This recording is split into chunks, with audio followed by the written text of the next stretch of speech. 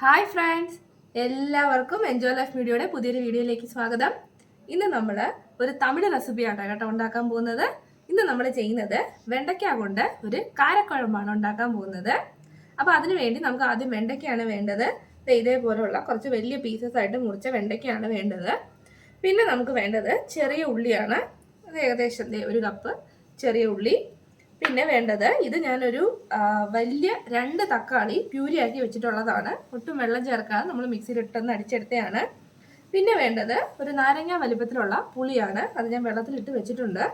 പിന്നെ നമുക്ക് വേണ്ടത് വെളുത്തുള്ളി, ഒരു മുഴുവൻ വെളുത്തുള്ളി ഞാൻ മൊത്തത്തിൽ എടുത്തിട്ടുണ്ട്. ഇത്രയും സാധനങ്ങളാണ് നമുക്ക് മെയിനായിട്ട് നമ്മുടെ കാരക്കുഴമ്പ് ഉണ്ടാക്കാനായിട്ട് വേണ്ടത്. അപ്പോൾ എങ്ങനെയാണ് നമ്മുടെ കറി തയ്യാറാക്കുന്നതെന്ന് നോക്കാം. അപ്പോൾ ആദ്യമായിട്ട് നമുക്ക് ആ വെണ്ടയ്ക്ക ഒന്ന് വറുത്തെടുക്കണം. അപ്പോൾ അതിന് വേണ്ടിയിട്ട് നമ്മളൊരു ഇരുമ്പേട്ടി വെച്ചിട്ട് ആവശ്യത്തിനുള്ള എണ്ണ ഒഴിച്ചു കൊടുക്കാം. വെണ്ടയ്ക്ക നമുക്ക് വറുത്തെടുക്കാൻ പാകത്തിനുള്ള എണ്ണ ഒഴിച്ചു കൊടുക്കാം.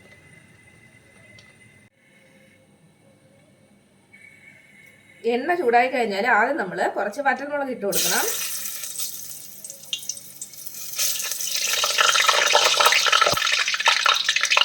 വറ്റൽമുളക് ഇട്ട് കൊടുത്തിട്ട് നമ്മൾ അരിഞ്ഞ് വെച്ചിട്ടുള്ള വെണ്ടയ്ക്ക അതിലേക്ക് ഇട്ട് കൊടുക്കാം.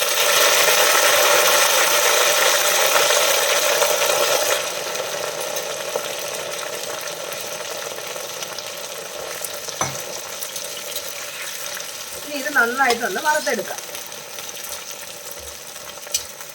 നന്നായിട്ടൊന്ന് മൊരിഞ്ഞു കിട്ടണം.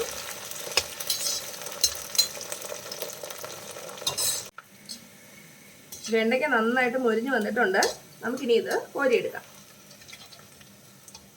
ഈ ഒരു പരുവം മതിയാവും.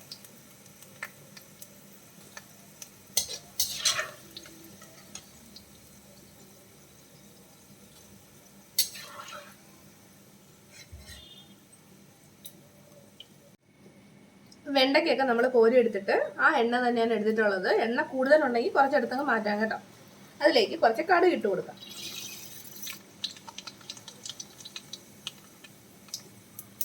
കടുക് നന്നായിട്ട് പൊട്ടട്ടെ.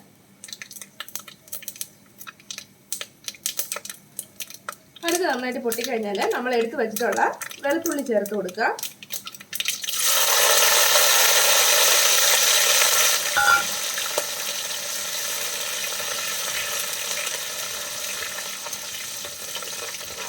വെളുത്തുള്ളി ഒന്നൊന്ന് വാടിക്കഴിഞ്ഞാൽ നമ്മൾ എടുത്ത് വെച്ചിട്ടുള്ള ചെറിയ ഉള്ളി ഇട്ട് കൊടുക്കാം.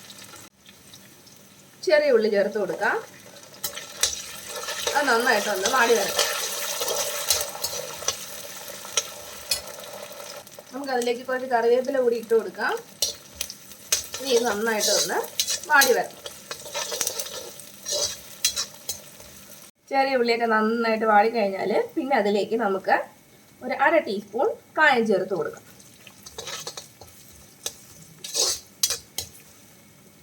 ഒരല്പം കൂടി ചേർക്കാം കേട്ടോ. ഇത്രയും മതിയാവും.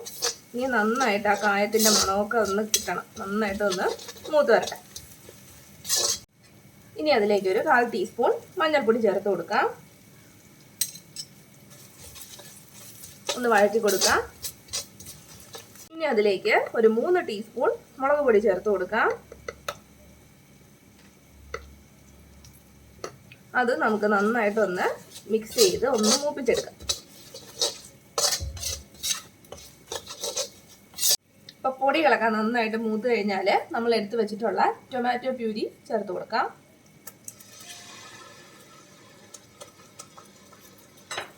ഇനി ഇതിൻ്റെ ആ ഒരു പച്ച മണം മാറുന്നത് വരെ നമുക്കൊന്ന് വഴറ്റിയെടുക്കാം.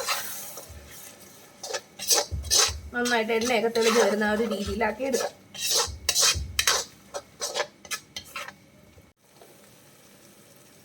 അപ്പം നമ്മുടെ തക്കാളിയൊക്കെ നന്നായിട്ട് വഴണ്ടതേ കറക്റ്റ് എണ്ണയൊക്കെ തെളിഞ്ഞ് വന്നിട്ടുണ്ട്. തക്കാളി എപ്പോൾ നമ്മൾ പ്യൂരിയായിട്ട് ചേർത്താലും ഈ ഒരു രീതിയിലാക്കിയിട്ടേ ബാക്കി ചേരുവകൾ ചേർക്കാൻ പാടുള്ളൂ കേട്ടോ. ഇനി അതിലേക്ക് നമ്മൾ നേരത്തെ വെള്ളത്തിലിട്ട് വെച്ചിരുന്ന പുളി പിഴിഞ്ഞത് ഒഴിച്ചു കൊടുക്കാം.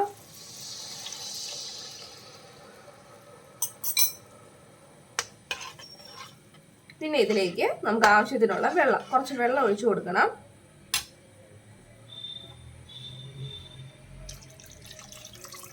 ഏകദേശം ഒരു 2 ഗ്ലാസ് വെള്ളം നമുക്ക് ഒഴിച്ചു കൊടുക്കാം. ഇനി ഇത് നന്നായിട്ടൊന്ന് തിളച്ച് വരട്ടെ. തിളച്ച വെള്ളത്തിൻ്റെ എന്താ പറയുക, നന്നായിട്ട് തിളച്ച ഒരു പച്ച മണമൊക്കെ മാറി ഈ മസാലയുടെ നല്ലൊരു മണം വന്ന് തുടങ്ങും.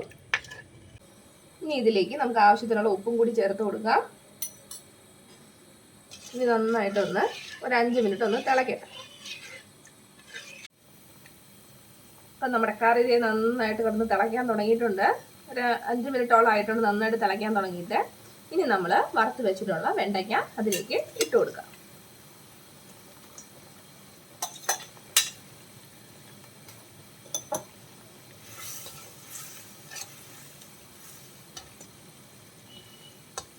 നമ്മുടെ കാരക്കുഴമ്പ് തയ്യാറായിക്കൊണ്ടിരിക്കുവാണ്. ഇനി നമുക്ക് ഒരു സാധനം കൂടി ഇതിനകത്തോട്ട് ഒന്ന് ചേർക്കാനുണ്ട്. വെണ്ടയ്ക്കയും ചേർത്ത് നമ്മുടെ കറിയൊക്കെ ഒന്ന് കുറുകി വരുന്ന സമയത്ത് നമുക്ക് അതിലേക്ക് കുറച്ച് ശർക്കര ചേർത്ത് കൊടുക്കാം. കാരണം ആ എരിവും പുളിയൊക്കെ ഒന്ന് ബാലൻസ് ആയിട്ട് നമ്മുടെ കറിക്ക് നല്ലൊരു ടേസ്റ്റും നല്ലൊരു ഗ്ലേസിങ്ങും ഒക്കെ കൊടുക്കാനായിട്ട് നല്ലതാണ്. കുറച്ച് ശർക്കര അതിൻ്റെ മേലിലേക്ക് നമുക്ക് ഇട്ട് കൊടുക്കാം.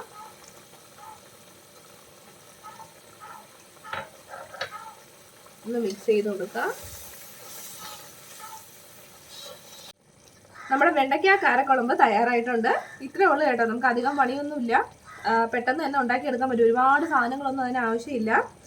അപ്പോൾ എല്ലാവരും ചെയ്ത് നോക്കുക. തീർച്ചയായിട്ടും ഇഷ്ടപ്പെടും. ഈ ഒരു കറി ഉണ്ടെങ്കിൽ പിന്നെ ചോറിന് വേറെ ഒരു കറിയുടെ ആവശ്യമില്ല കേട്ടോ. ചെയ്ത് നോക്കിയിട്ട് നിങ്ങളുടെ അഭിപ്രായങ്ങൾ അറിയിക്കണേ. വീഡിയോ ഇഷ്ടപ്പെട്ടെങ്കിൽ ചാനൽ സബ്സ്ക്രൈബ് ചെയ്യണേ. പുതിയൊരു വീഡിയോയിൽ നമുക്ക് വീണ്ടും കാണാം. അതുവരെ ബൈ ബൈ.